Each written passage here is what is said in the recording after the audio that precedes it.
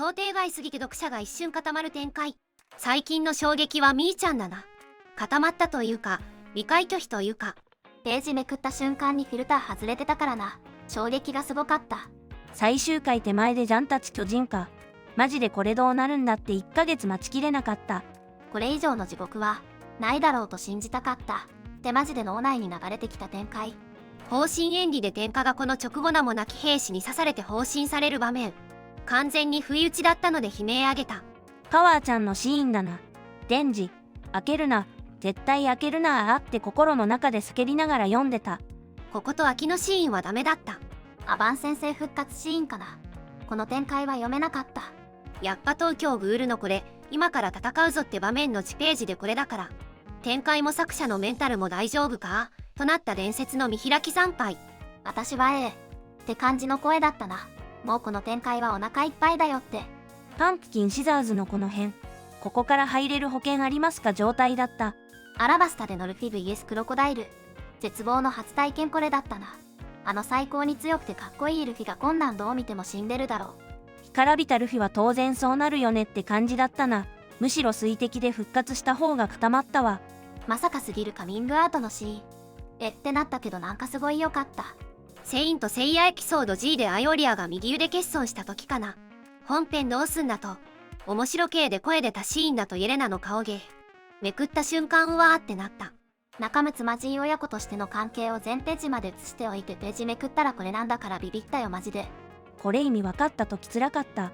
若干トラウマ。アジンのここ。人参大好きのラスト。出たな。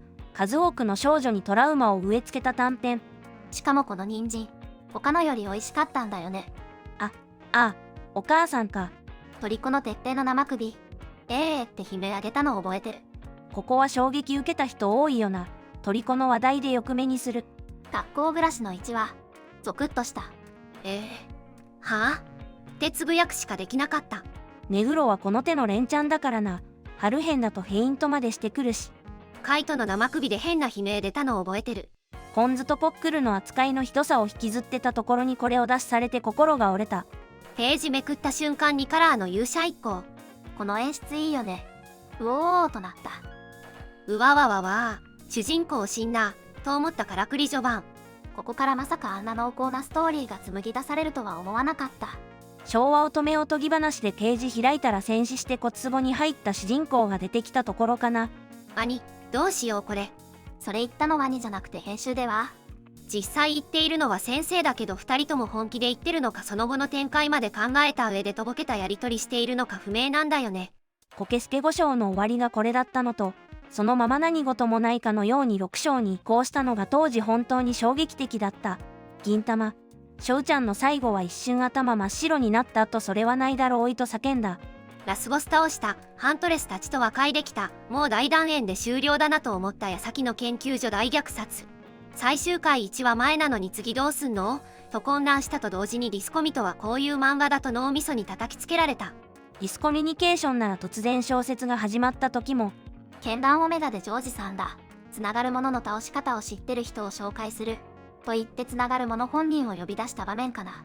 てっきり不動の拳キャラの誰かが出てくると思ってたし。ラスボスの倒し方を電話一本で本人呼び出しして聞いた漫画は剣断オメガくらいなんじゃないかな。やめてくれって悲鳴を上げたい気持ちといやこれ勝負にならねえだろって冷静な気持ちがあった。全部作者の手のひらの上でしたよ。これ獅子神敗北で結局どっちも生存とかいうひよった結果になったな。鶴見と釧路アプリで読んでたんだがビビりすぎてスマホ投げちゃった。この瞬間に点と点がつながった気分になったし本気で声出た。ここは記憶を消してもう一回読みたい。衝撃シーンは多々あれど全く予想してなかったものが出てきてってなったのは初めてだったのでもう一回体験したい。ベルセルクでドラゴンボロシの剣でもグリフィスを切れなかった時ドラゴンボロシの剣が浜の剣として鍛えられていってグリフィスに当たりさえすれば切れるんだと思ってたら擦り傷すらつけられずに敗北してしまった。運が良すぎて攻撃が当たらない上に当たっても効かないとか本当にどうするんだ。それに近いけど牛尾と虎の終盤で白面のものに刺さった獣の槍が脳ダメな上に粉々になったシーンかな。不足意で一番絶望したシーン。マジでカジちゃんの勝ち筋が全く見えなくて退場を覚悟した。第1話から最後までずっとそんな感じで終わってしまった作品。さすがにこれはどうすんのこれ。ってなった。この後の三点戦争の時にマイキーがケンチンもう空っぽだって少しだけドラケンの死について言及してるのも取り返しのつかなさを強めてる。ただでさえマイキーがヤバい状態なのにそこに追い打ちをかけるようにドラケンが死んだわけだし。ビビって単行本を投げたのはこれ。20世紀少年の秘密集会のお知らせ。未だにこれが怖すぎて単行本でこの巻だけ読み直せない。僕のヒーローアカデミアのダビが問い合っている立派な名前があるんだからと父と弟に正体を明かすシーン。漫画喫茶で読んでて声を抑えるのが必死だった。読者も正直分かりきっててずっと明かさないからだれてたところに最低最悪のタイミングでのカミングアウト。完全にホリーの手のひらの上だったわ。アームズのゴボドウが当たれるところというレジェンド。その後も展開に頭がしばらく追いつかなかった。ヌーベの花子さんのやつ。そういうシーンがあるとは知ってたけどいざ読むとめちゃくちゃビビった。これ新聞の死亡記事もよく読むと怖い。持病もない健康体だったが死因は心臓発作。何かよほどの恐怖かショックを受けたか。というので、まだ見ぬ怪異にトイレで遭遇してショック死。本人も死後に怪異としてさまようという玉突き事故を起こしてる可能性がある。デスノートの L 氏号。マジで、次からどうすんのとパニックになった。総合テイ壊すべしのここ。ネタバレ踏んで知ってたのに、ここからどうすんだよってなった。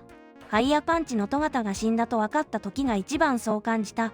主人公でもヒロインでもないキャラの上に途中登場。しかし絶望的な世界で戸方のネジが外れっぷりと最強ぶりがどれだけ主人公と読者の心の支えになったかを実感した瞬間だった。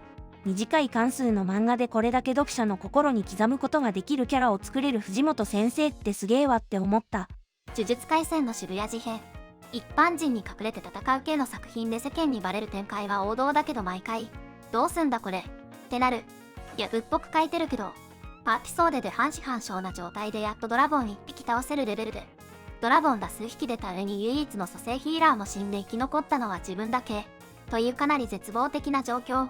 生き返る手段のある漫画は緊迫感がないかな。術師さえいれば蘇生できるが話の根幹になってるダンジョン飯はこれに対する一つの答えだと思う。味方キャラが次々殺されていく中でどうやって逆転するのって思ってたら作者も同じように悩んでたらしくて吹いた。後から攻略方法を思いついたはずなのに、川尻家に間違い電話がかかってること、キラがループ内で必ず隼人に名乗る場面があること、露伴がみんなの遅刻をひたすら毒づいてること、丈介と奥安は隼人の後ろから来た、さっきキラと一緒にいたところから来た、という描写が前振りとして綺麗にはまってるんだよな。すげえや。何度目かの衝撃シーンまとめです。動画を作るたびに新しい衝撃が生まれてるから作ってて楽しい。もともと敵キャラだけどなんかみんなに許されてそうなキャラを集めた動画も面白いです。次はどんな漫画のネタをまとめようかな。またよろしくお願いします。